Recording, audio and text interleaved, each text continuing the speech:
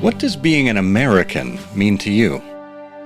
These days, it can mean a variety of things, from shameless pride in American exceptionalism to shame and circumspection as we grapple with the country's constant struggle with living up to its promise. The point is, what we think and feel about our country is just as multifaceted as its people. And when it comes to patriotism, it's about more than who can fly the biggest flag more proudly than his neighbor. Like the principles and values we each cherish within ourselves, our love of country is neither a contest nor a competition. It's not a badge to show off nor a cudgel to brandish. On the contrary, patriotism is about being our best together, a commitment to individuals and communities flourishing in all ways across the nation. And if we can get it right, we can deal much better with every other challenge that confronts us.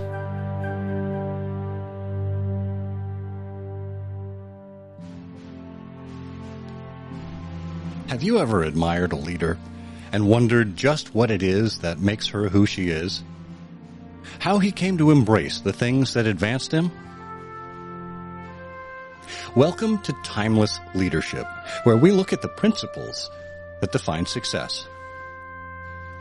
This is a show for leaders at all stages of their careers who aspire to understand what it truly means to be a leader. And who is a leader? Dolly Parton said, "If your actions inspire others to dream more, learn more, do more, and become more, you are a leader." Together, we'll explore key principles, not only in the sense of fundamentals, but also in the ethical sense, the habits, character traits, and virtues that form the backbone of leadership. Principles that are just as relevant and essential in the 21st century as they were in the first century. This is Timeless Leadership. Hi there, and welcome to Timeless Leadership, where we explore principles and virtues that accompany successful and admirable leaders. I'm your host, Scott Monty. Now, feel free to listen to and follow the Timeless Leadership podcast wherever you get your shows. This is a show that comes out every other week, and then on alternative weeks, we put out Story Time. It's just a 5-minute show that features familiar names and events from throughout history, but told from a much different perspective. It's all about storytelling, which is an essential skill that I think every leader needs to have. You can find the feed for that show through the Timeless and Timely newsletter at timelesstimely.com. Feel free to poke around there and subscribe to the newsletter as well as the podcast, and hopefully it'll help you think a little differently about some of the challenges that you face as a leader every day. And if there are leaders in your life that you think need to listen to Timeless Leadership or read the Timeless and Timely newsletter, please direct them to the site. We actually have a feature for paying subscribers. I'm opening up a monthly regular video call that you can join if you like leadership advice in a video call setting. Now, the price is going up soon. Right now, it's just $5 a month, and it's a great time to become a paying subscriber to Timeless and Timely. It's not often you get to engage with a practical philosopher. True philosophers are a dime a dozen, but Tom Morris goes a step beyond and connects the timeless ideas of Western and Eastern thought and makes them tangible and applicable for today's issues. He's the author of over 30 groundbreaking books, including If Harry Potter Ran General Electric, Socrates in Silicon Valley, and Plato's Lemonade Stand, as well as a half-dozen novels. Moreover, Tom is a legendary speaker whose electrifying talks re-engage people around their deepest values and reignite their passion for work and life. And in his latest work, Tom has turned his attention to an important aspect of American life that needs urgent and vital attention: how we can put aside our differences for the sake of the country. It's the topic of The Everyday Patriot, How to Be a Great American Now. Tom Morris, welcome to Timeless Leadership. Thank you, sir. Good to be here. I should say, welcome back. You, my friend, are the first guest we've had who has made a repeat appearance. Oh, my goodness. That's quite an honor. You were with us on season 1, I think it was episode 6, where we talked about wisdom and your background as a philosopher and as a practical philosopher, and you've put it into use in front of audiences all over the world, in front of major corporations, and through your wonderful books like Plato's Lemonade Stand and If Aristotle Ran General Motors. So great inspiration. And now we're going to be talking about something a little bit different. And I thought it was so timely that this new book came out, The Everyday Patriot, How to Be a Great American Now. We're just coming off of the Independence Day holiday here in the United States.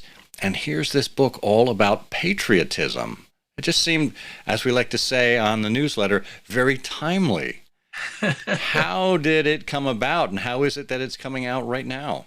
Well, this is a great story. I'm really glad you asked, because I've never been a specialist in social and political philosophy. As long as I've been a philosopher, that's not been my area of expertise. But you may remember back in 2001, after 9/11 happened, after that terrible tragedy, there came to be a discussion in the nation for a while about patriotism. A lot of the population was becoming more patriotic in reaction to and response to that event. That attack on America was making Americans come out and say, let's defend America. Let's be proud Americans. And the other group was saying, whoa, slow down. You're going to be the exact kind of xenophobic, jingoistic, militant nationalists that the terrorists themselves are. Patriotism is dangerous in a connected age like ours. So there was this big debate going on. I paid attention to it like everybody else. A few months passed, and an old friend called me up, the famous television producer Norman Lear, whom I had known for, since I was 39 years old, and he was about my current age. He was 69. I just turned 70. Norman called me up one day and said, "Hey, Tom, I just bought a copy of the Declaration of Independence for $8 million." I said, "Norman, I got mine for $4.95 at Barnes and Noble." He said, "That's very funny, Tom." He said, "Listen, a guy bought it at a yard sale. He was looking for a frame. He could reframe a picture he had at his house. He sees this nice frame with a terrible picture in it. It's $4. He buys it, gets it home, takes it apart. Inside is a Dunlap broadside of the Declaration of Independence, printed the night of July 4th, 1776, one of 200 printed to be sent around the colonies and read in public places." He said, "We only need 24 of them to exist, and they were all in museums, places like that." He said, "I had a chance to buy this one, and he said I had to have it, not to put in my house, but to send on a road trip across America so that everybody, regardless of where they live, can see the nation's birth certificate for themselves." And he said, "Look, would you consider writing a speech, a real stem winder? You could travel with the document, and at every stop, you'll give a speech about patriotism in America." I said, "Whoa, Norman, that's an amazing idea." And he said, "So go reread the Declaration, put together something, and we're going to talk." I said, "Okay." So a couple of weeks later, I'm writing a speech. I get another call. He said, "Well, got some news for you. Had to turn it over to a team. And word got out in Hollywood what we were going to do. And now all the top actors and actresses want to be a part of it. And my team says, okay, who's going to draw the bigger crowd? Your friend, the philosopher, or the hottest names in Hollywood?" So he said, "You may get to stay home after all." I said, "Norman, I'm going to turn it into a little book." He said, "We'll sell it in connection with the road trip, wherever we are that has a shop, like a maritime museum, they have a little shop or something like that." And so we did it, but it was a limited printing. There was a limited number of places where they stopped that there was a shop. So not me, but one man bought 3,000 copies in 2002 because he liked the book. And He was a superintendent of schools and wanted to give it to all his teachers. And this was 2002. I had breakfast with the guy 3 months ago for the first time in all these years. And he said, you know, that little book you did in 2002 in connection with Norman Lear's Declaration of Independence? He said, I think you need to rewrite it for our time now. We face very different challenges to our nation, but so many of the themes of your book redone could be exactly what we need to hear. I said, I'll give it some consideration. I went back and read my little book. I thought, oh man. So I spent every day, all day for two months, 2.5 months rewriting the text. And now it's published on the 4th of July. What a story. Born on the 4th of July. I like it. Well, gosh, Tom, there's so much to unpack there, as there usually is in talking with you. First of all, Norman Lear, how did you get to know Norman Lear? Yeah, that's the backstory behind the backstory. I mean, I was a professor at Notre Dame. At the time, I was an assistant professor, associate professor, before I became a full professor. So I was a young guy. And I saw in the newspaper there's going to be a new show by Norman Lear. Now, I grew up watching All in the Family, you know, and my family would always argue afterward. My mother would say, well, you know, there was something to what Archie was saying. And my father would say, how can you say that? And so our family did exactly what he had hoped for with that show. Well, so I definitely tuned into his new CBS show called Sunday Dinner. This was back I guess it was in the 80s or 90s. And it was a great comedy about a family that represented a new age person, a conservative Christian, a Jew, an atheist around Sunday dinner, arguing with each other. It was perfect Norman Lear. I thought it was really well done, but it could have been better done. So I taped it, and I watched again the end of the tape. Said Act 3 Productions, Los Angeles, California. So I called up the operator in Los Angeles. Give me Act 3 Productions. She said, they got 16 numbers. I said, which one do you want? I said, how many can you give me? I can give you 6. Okay, give me the first 6. And I leave messages on all the voicemails, right? And it was a week later, I go into my office, my light's blinking on my phone. Professor Morris, can I get into your class next semester, please? Then my wife, can you bring home some milk and eggs later? And then, hey, Tom, this is Norman Lear. Here's my home phone number. Give me a call. So next thing you know, I'm talking to Norman Lear. Tom, I offered my services as an advisor to their show to make it an even better show because my area was philosophy of religion. That's what they were doing. And he said, I got bad news about the show. And I said, what's that, Norman? He said, they canceled it already. I said, really? I said, we're not going to let that stop us, are we, Norman? He said, you're darn right we're not.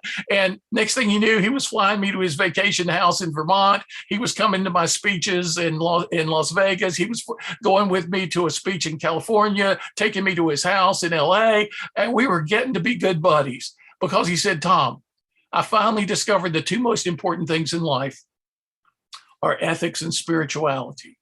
And I never knew that before. My life could have been so much better if I had just understood ethics and spirituality.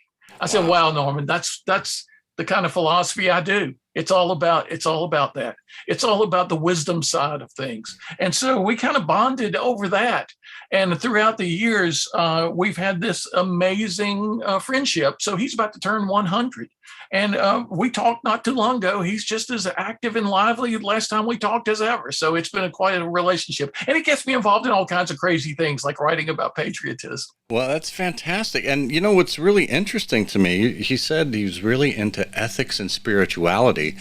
And effectively, that's exactly where patriotism lives, at the intersection of ethics and spirituality. Absolutely right. And most people don't see that at all. They don't understand that patriotism is about caring for people. It's about caring for your community. It's about building good things where you live. It's really my metaphor in the book. I have many metaphors in the book, but one of the metaphors is that of a garden. Patriotism isn't us against them. It's not adversarial, xenophobic, jingoistic, militaristic. It's about growing your garden wherever you live and making it as beautiful and as productive as it can be, not only for your own sake, but for the sake of your neighbors and for the sake of those around you. I have in the book what I call an inner circle principle. It comes from the ancient Greeks, of course, that with any governance, we need to govern first our own hearts and minds. We need to govern our spirits. Then we need to govern our own households well and beautifully and offer that to the greater community and offer our communities up and our neighborhoods up to our towns and cities and states and our country. That's what patriotism is all about. And then we can offer our country up to the world as a contributor to something good on a global scale. So you're right. It's all about ethics and spirituality, and everybody seems to be missing that right now. Yeah, yeah. And effectively, I mean, that undergirds leadership. And I want to get back to this question in just a moment of, is patriotism a form of leadership? I want you to sit on that for a minute, okay? Yeah, okay. Before I do that, though, in recent years, and certainly since 2001, we've seen this growth of patriotism, as you've said, and really in the last, I don't know, 5 to 10 years, let's say, patriotism seems more politically charged. It seems as if one side or another is claiming to own patriotism as a brand identity, if you will, and that they and only they are the true patriots. And it really strikes me as very similar to what the founding fathers were going through when you had the Federalists and the Republican Democrats who were battling, John Adams and Thomas Jefferson, that, who is the greater patriot?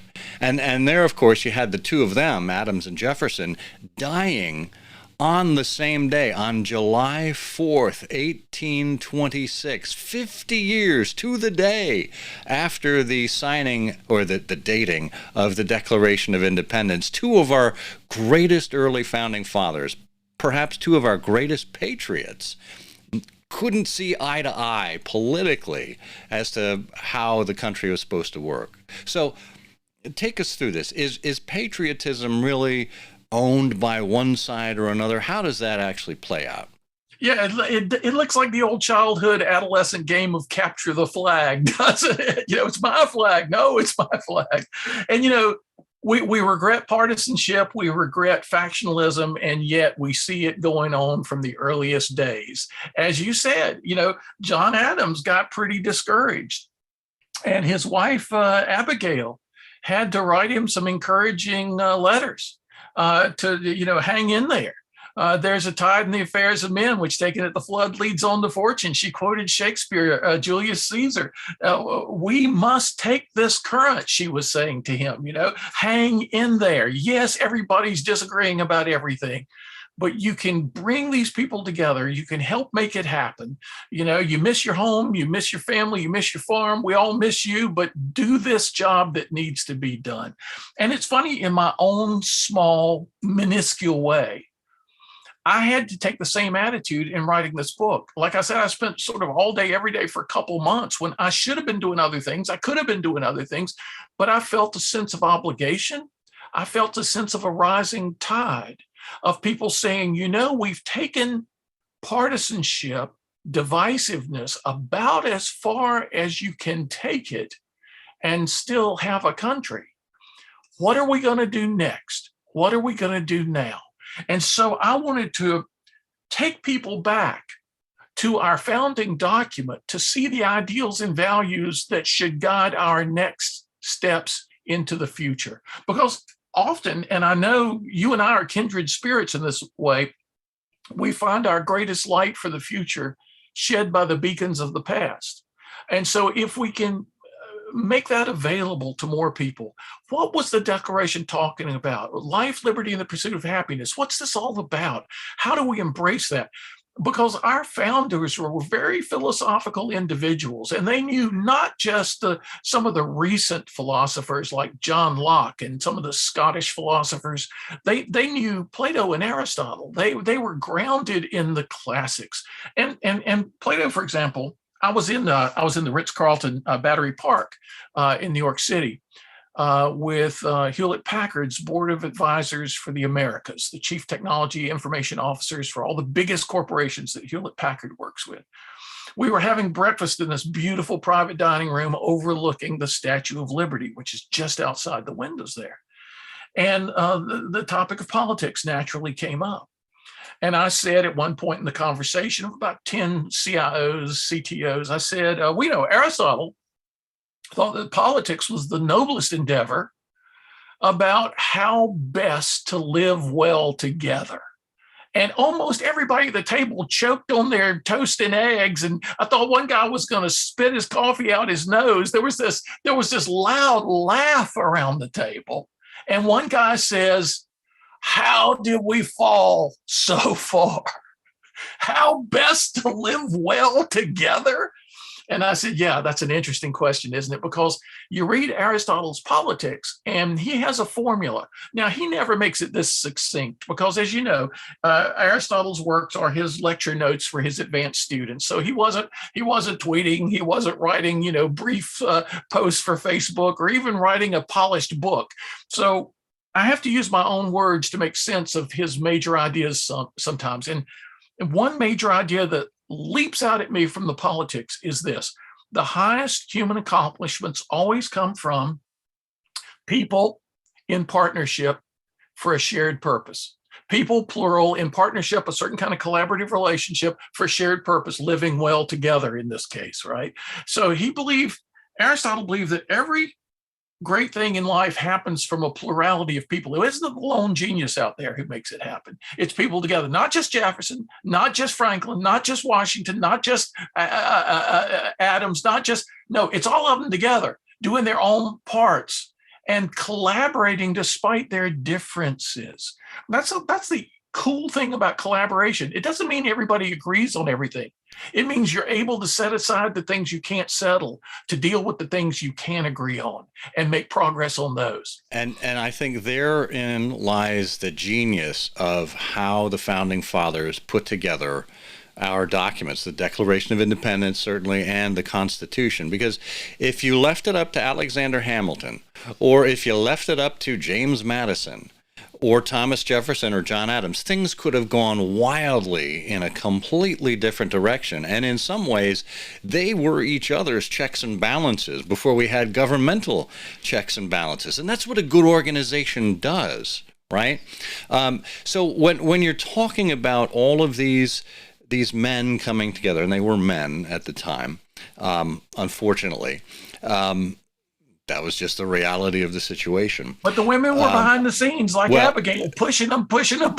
Exactly, and thank goodness for some of that. But they all came together. They obviously had a sense of patriotism of their newfound country, even though their country didn't belong to them yet. They were still being controlled by merry old England. How did they chart a course forward? You've got all these competing minds at the table, brilliant minds, all leaders in their own right. How is it that they actually managed to form a consensus through all of this? Well, it's funny because I've often thought of philosophy as cartography of the spirit, kind of a map making for the human journey. I like that. And, like with all cartography, we get the big things right way before we get the little things right. And I think they had the wisdom to concentrate on the big things. Let's take care of the big things together. We'll worry about the little things later. That way they broke through all the impasses that await us when we insist on continuous mud wrestling with the little things. That's a great point. And you look at what's going on today in our political spheres. There are people out there, like quote unquote leaders out there, political leaders, who are harping every day, who are trolls essentially, right, trolling us online when you've got a smaller number of political leaders who are trying to fix the big things, who are trying to address something as big as the January 6th coup or attempted coup on the United States government.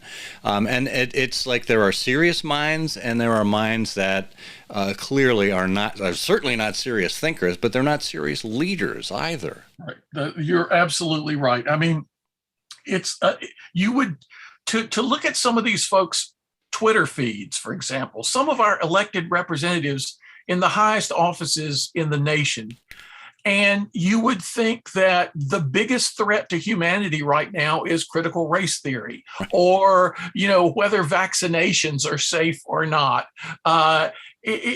There are all these distracting issues around what's taught in the schools and around conspiracy theories that have no grounding in real evidence. And yet some of our real elected representatives are stirring up dust about all this. Pascalian diversions, Pascalian distractions away from the crucial issues that are obvious to most voters when they aren't enthralled by the mythology of all these conspiracy theories. And again, we're going to have to, that's what I'm trying to do in the book, The Everyday Patriot, is bring people back to the big ideas, the big ideas. It's a funny thing. Cory Booker, I think it was, circulating a video recently about a guy who worked for the CDC and was trying to do some investigations about gun issues, gun safety, and problems that resulted, deaths and injuries around gun safety issues. And there was a man in Congress who argued for the defunding of that research. The CDC is all about diseases. I don't think any gun has been ever called a disease, that kind of thing. And they were mortal enemies, he says in the video, the CDC guy says. And he actually was called into the congressman's office one day and he didn't want to go. But he went, not to make the man even madder. And he saw pictures of the congressman's kids on the wall. And he started asking him about his kids. And he got all excited about telling him about his kids. And then he asked the CDC scientist about his kids. By the end of the hour, they were buddies over what they cared most about, their children. They became friends for years and years and years. And the congressman ultimately changed his mind about funding research about gun safety because they bonded over something big in both their lives. The guy who used to send me out for a lot of speeches, he now has a very boutique small agency and represents a guy who is famous for talking people out of the Ku Klux Klan. He's an African-American guy who has an amazing track record of getting people to leave the Klan. And he basically just bonds with them over shared values. He finds out what really matters to them in his life. And he's been the best man for a white supremacist who abandoned his racism and asked this guy to be best man at his wedding. I mean, if we learn to focus on the big things, we can move forward in positive ways. That's what I'm trying to help people do with this new book. Yeah, and that's really interesting because I think what I referenced before, this trolling, and what you referenced with these hot button issues, this is grievance politics. It is. And my latest newsletter is all about anger and grievances. And if we carry those around like a burden, it actually encumbers us. It makes it impossible for us to do the real heavy lifting with the bigger issues like you just talked about. So, and you wonder why people carry these things around. But C.S. Lewis had a great diagnosis in his famous little story, The Great Divorce, which is about a bus trip from hell to heaven. And people are shown around heaven. And the end of the trip comes, and the bus driver basically tells them, you can stay here if you want to. And they say, come on, you're kidding me. This place is great. I can't believe how much better it is than the place we've been. And he says, all you have to give up is whatever sent you to the other place, whether it was bitterness, resentment, hatred, lust, whatever it was. All you have to do is give it up and you can stay here. And the surprise in the story is that they all end up being like Milton's Satan, who said, evil be thou my good. They had accepted as counterfeit goods in their lives the feeling that being angry at somebody else gives them, the feeling that being resentful or bitter and having an enemy gives them. That had become their good and had become so entwined in their personalities, they could not give it up for a true good. So I use that story in the preface of The Everyday Patriot to say, you know what? Some folks in our country are going to have to give up some counterfeit goods to open themselves up to the real goods that will allow us to move forward really well together. And that is hard to do. I mean, some of this activity, certainly a lot of it takes place online. Mhm. And I think you see people being more virulent, Yeah. more aggressive against each other online because, you don't have to sit down with someone and make nice. You don't have to observe pictures of their kids on their office walls. Right. And this level of enragement Yeah. is basically keeping people from dropping this veil Yeah. and keeping them in the moment. So it's enragement equals engagement, and we've seen studies like this time and again that this is what keeps people engaged online. Facebook knows it, Twitter knows it, all the platforms know it, and anger sells. Well, Plato's got some interesting stuff, very controversial stuff in the Republic. He has Socrates talking about, creating an ideal society. And one of the things is he says, we can't just let the poets say whatever they want, because the poets depict the gods as having all kinds of vile properties. And then people will want to be like the gods, and they'll want to take up all these terrible things that the gods are represented as doing. They'll think that's perfectly okay. So we got to have steep censorship in this society, really severe. We can't even let the musicians play songs of certain rhythms, because that won't support courage, in our citizens. And so you say to yourself, Socrates, what are you talking about? But you look at our time, how we've allowed the technology of social media to arise with no thought about how it affects the body politic, how it affects the health of the society. Maybe Socrates was on one extreme here. Maybe we're on another extreme. And what you just mentioned, Scott, so important. In the Iliad, there's this amazing scene where two guys are about to fight one-on-one on the plain outside Troy. And one guy says, wait, before we engage, I've watched you today. You're amazing. You're an impressive warrior. I've got to know who you are. And the guy says, what are you talking about? I'm going to kill you. And the guy says, no, please, just at least tell me who you are. What's your story? Why are you so great? And the guy says, okay. And he says where he's from. He says who his father was, who his grandfather was. And the other guy says, whoa. Who was your grandfather? He says again, my grandfather and your grandfather were best friends. Then they can't fight. They switch armor on the battlefield so their comrades will know that they have made peace with each other. It's an amazing scene, because they got to know each other as human beings, not as adversaries, not as representatives of the other side. So you can imagine, Scott, as I was writing a book about all these fraught issues, I had to write in such a way that no Republican is going to say, oh, this guy's a Democrat, I'm not listening to him. And no Democrat's going to say, oh, this guy's a Republican, I'm not listening to him. I have to find those areas where every potential reader will say, wow, this is good stuff. This makes a lot of sense. To bring back those big ideas that bring us together. Yeah, and what you're talking about basically is how we can find common ground for the common good. And it reminds me of a book by someone who you quoted on the cover of your book, Michael Sandel. Oh, yeah. Michael Sandel, his book, The Tyranny of Merit. How can we find the common good? Really good stuff. That's exactly it. Yeah. And there seems to be this need right now to just kind of drop the artifice, drop the combativeness, and find out exactly what it is that we need to be working on together, that actually where we can find common ground. And I think we saw this just weeks ago with, it's just a sliver right now, and it got obliterated with the 4th of July weekend happenings, but the progress on gun safety. Oh, yeah. To make any progress at all was an amazing turnaround, right? Yeah. So, is that going to be where the fruit dies on the vine? Maybe, but it's something at least, right? And we can start to notch these baby steps, because we're not going to solve all of this stuff in one bite, in one fell swoop. No, you're absolutely right. In fact, that's the irony of the situation. It's the big things that help us take the right small steps. But when we immerse ourselves in the trivia of the little things, we never know what step to take. We can never take it together. And yet it's the big things that bring us together. I've often said the worse things get, the more of an optimist I become.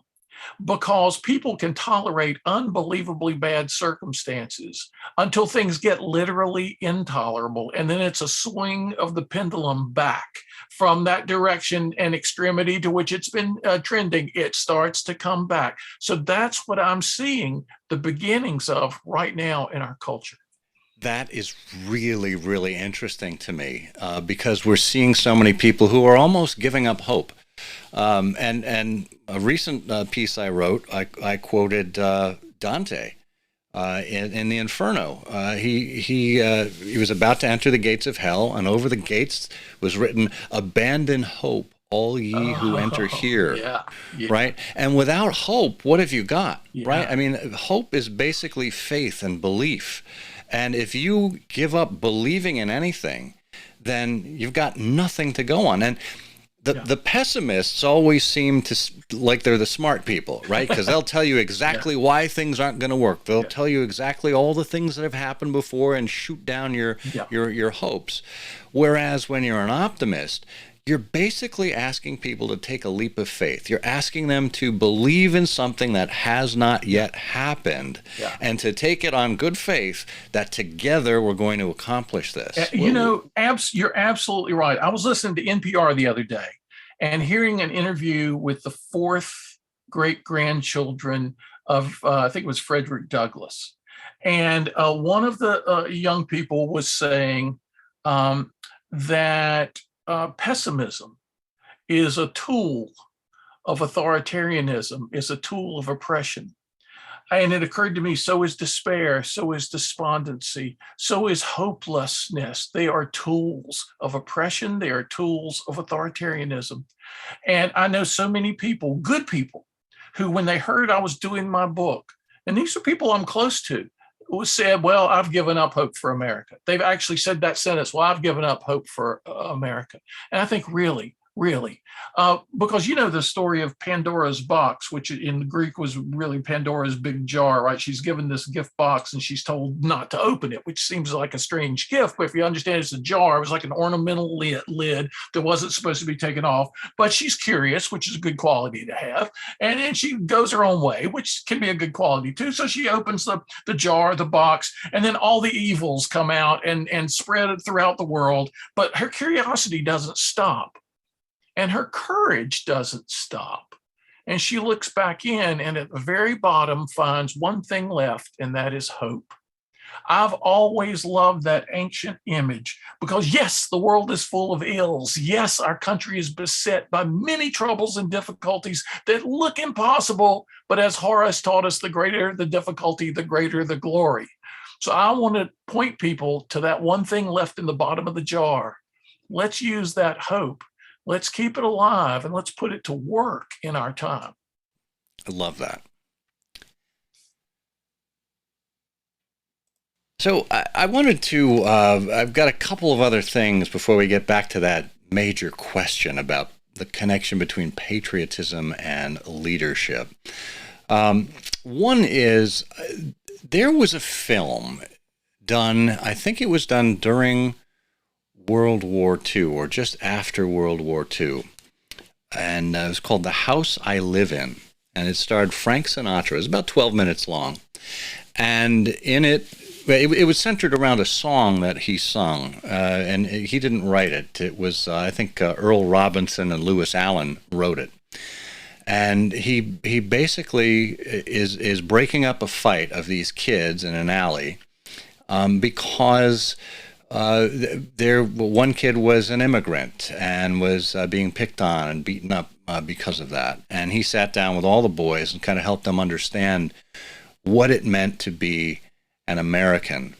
And I'll provide a link in the show notes to the full lyrics. But one of the things he says is, a place I work in, a worker by my side, a little town or city where my people lived and died. The howdy and the handshake, the air of feeling free, and the right to speak my mind out. That's America to me. And he goes through a number of verses like that, and it comes down to, it's especially the people. That's America to me. And, America for so so long has been referred to as an idea. Not just a country, but an idea. And it's an idea that is ever evolving. And how does patriotism as an ideal fit with America as an idea? Can you make that connection? Yeah, it is interesting that when we talk about things like life, liberty, and the pursuit of happiness, when we talk about the ideals of the Declaration, the ideals of the founders, the first pushback you get right away from critics is, well, none of these things are realities in America. We're so unjust, and there's not nearly the liberty that people need, and there's not. And what do you mean pursuit of happiness? We got all kinds of pushback because people forget that ideals are aspirational.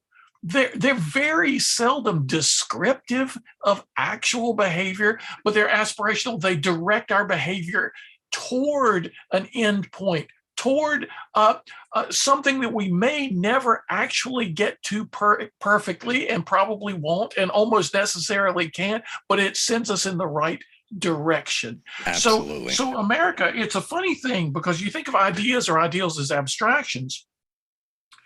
In current America, it's almost as if people have become abstractions, and the ideas that divide people have become the realities.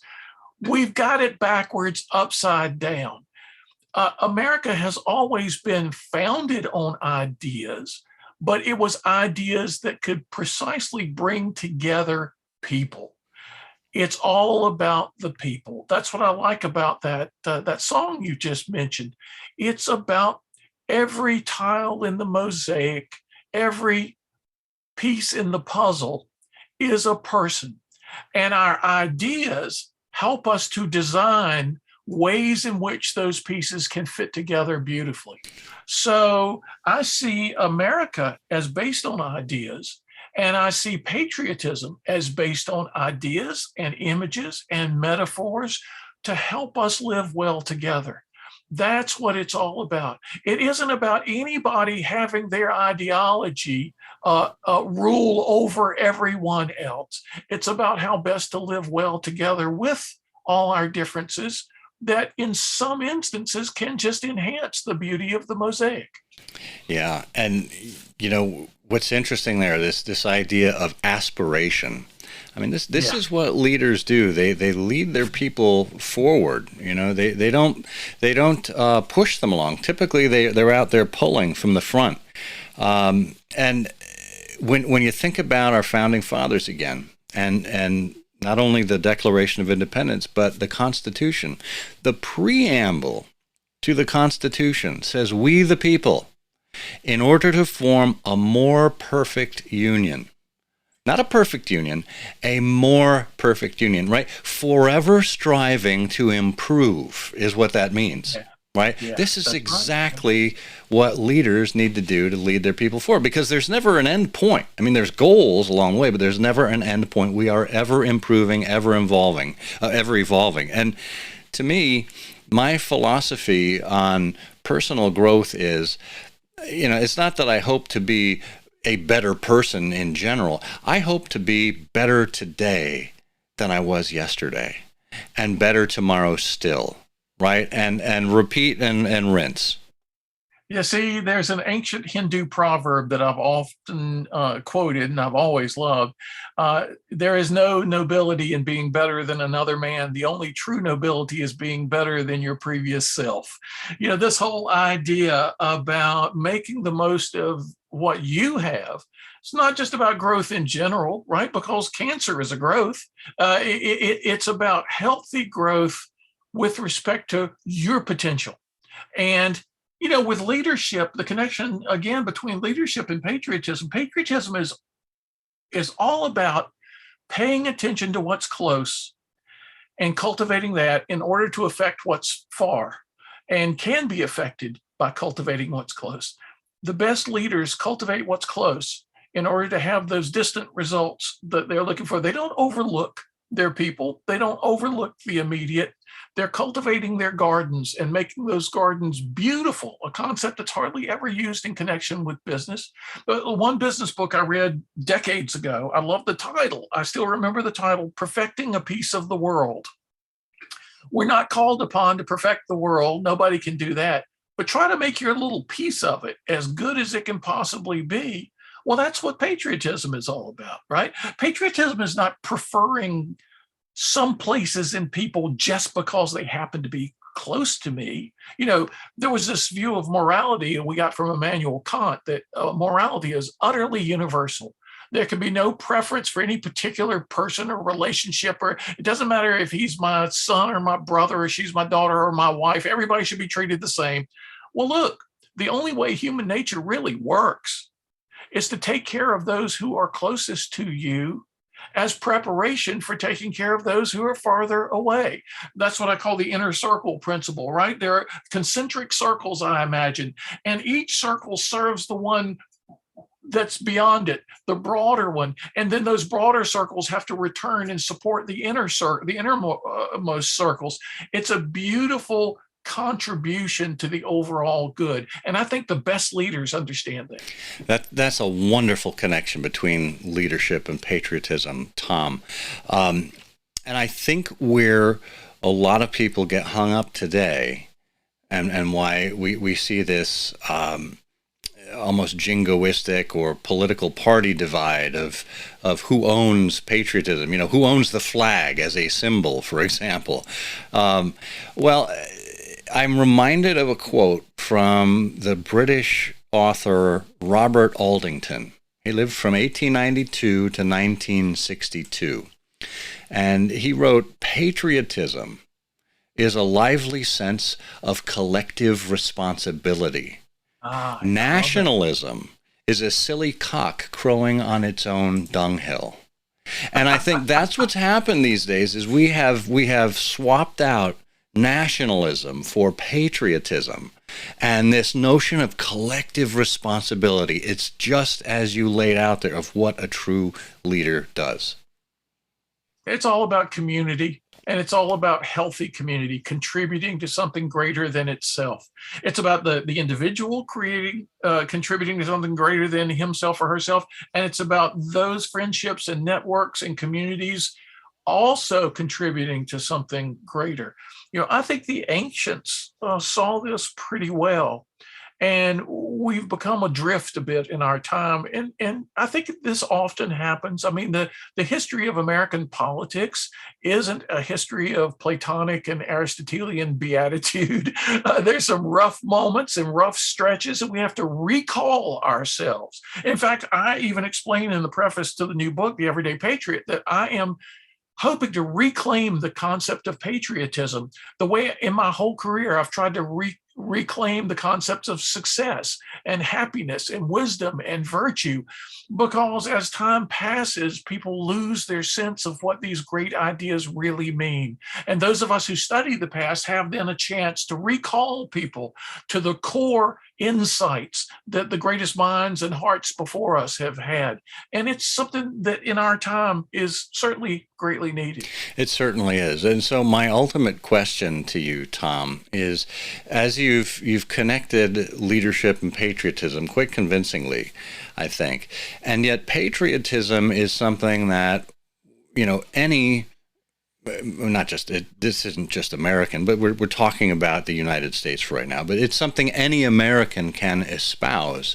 This means that we all have to be leaders in some way. We can't rely on, just quote unquote leaders. We have to kind of start to tend our own gardens. So for people who are not necessarily enamored with reading or with history, what do you think is a great way for them to start embracing some of these concepts that will allow them to redefine patriotism? Reading is great, but you don't have to go back and pore through the documents written in the 18th century.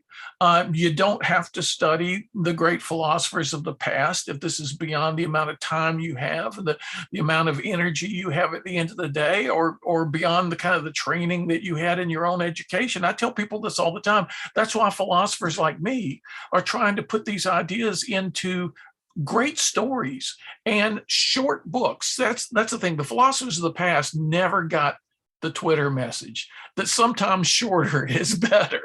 And in this book, my book, The Everyday Patriot, it's 138 pages. I am in and out fast. I'm sorry, Hegel couldn't clear his throat at 138 pages. The great philosophers of the past often lacked the ability of succinctness. But as a philosopher in our day, I know what a hurry everybody's in. So I wanted to write a book that they could read on one airplane flight, or they could read one day in the afternoon at the beach, or on a spare Saturday afternoon in an hour or two. They've got all these ideas from the past that come from 100 books they didn't have time to read. And I've brought them all the salient bits of insight, of wisdom, and practical advice, not just big ideas, but here's what a guy in my community did. Here's what I've tried to do. Here's what a lady who lives near me has done. I give people lots of practical examples in the book about how to vote, not only in every election, but how to vote every day with their time, their attention, their caring, their compassion. Because voting is about, in the etymology of voting, it's about selecting. It's about deciding and selecting of that kaleidoscopic variety of things that could demand our attention every day. One of the few things I can do to make life a little bit better where I live, in my garden, for the people closest to me, in my community, in my nation, in my world, what are those small ways I can perfect my little piece of the world and offer that for the benefit of others? I love that. Practical Philosophy from the practical philosopher himself, Tom Morris. The book is The Everyday Patriot, How to Be a Great American Now. You can find it as a paperback and as a Kindle, soon to be a hardcover. Check it out on Amazon.com or wherever books are sold. Tom, thanks once again for enlightening us with your wisdom and your practical philosophy. You're welcome. Thank you so much, Scott. Always a pleasure and a joy to philosophize with you. In patriotism, we find the secret to what makes leaders great. The ability to think beyond oneself, to engage others for the benefit of the greater good. Thankfully, we can all be leaders in this regard.